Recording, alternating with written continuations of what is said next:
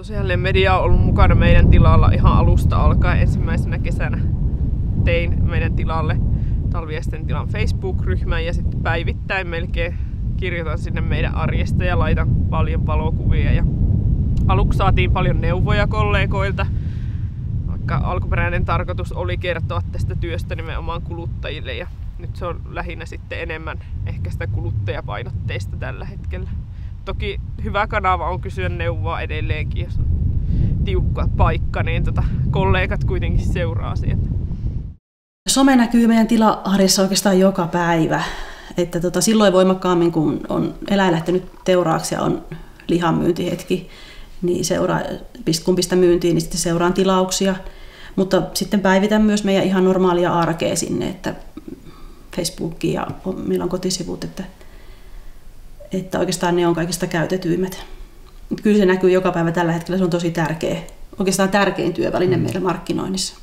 Sosiaalinen media on hyvinkin merkittävässä asemassa, että me ollaan paljon, tai kerrotaan paljon tila-arjesta ja naudanlihan suoramyynnistä tuolla sosiaalisessa mediassa, ja mä pyrin pitämään hyvin avoimen linjan ja kerron hyvät ja huonot asiat, ja markkinointikin tapahtuu pitkälti tuolla nettimaailmassa, että se on sosiaalinen media oikeastaan se tärkein markkinointikeino meille. Meillä on tuossa tuo tilateurastamotoiminta, niin asiakkaiden suora palaute ja kuluttajapinnan kohtaaminen on ehdottomasti yksi semmoinen, niin kun nyt viimeisen 20 vuoden aikana, niin mitä toi on toiminut, niin se tuo niin kun sen semmoisen sieltä kaikuva hyvä kello, niin se antaa hirveän paljon itselle. Aamulla ei välttämättä tiedä, että mikä se sen päivän työmaa on, että tilanteet muuttuu, varsinkin laidunkaudella, niin voi tulla hyvin äkkinäisiä lähtöjä eri paikkoihin.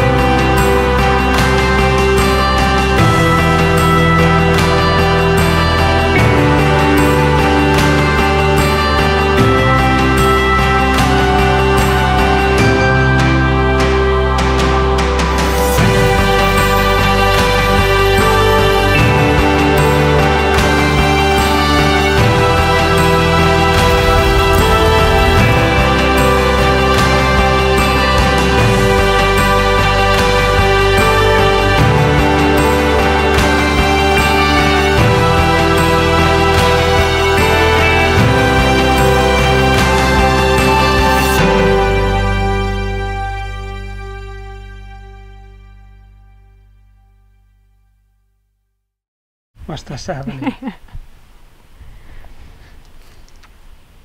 Tämä on vaikea kysymys. En minä tiedä tähän.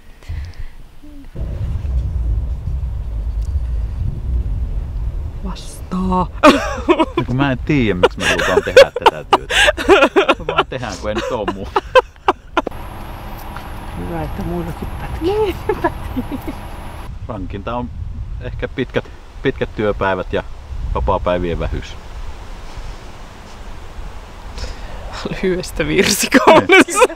Aika, se kertoo aika paljon. Tuleeko mieleen mitään? No ei tule mitään. Me illalla mietittiin, mistä me haaveillaan sontakärrystä sun muusta, mutta tässä sitä ollaan. arvelit, että tässä rikastuu? Joo, en arvellut. Tavoite oli 600 hehtaaria mehtää, että semmoinen ukko pitää löytää, että sitä on.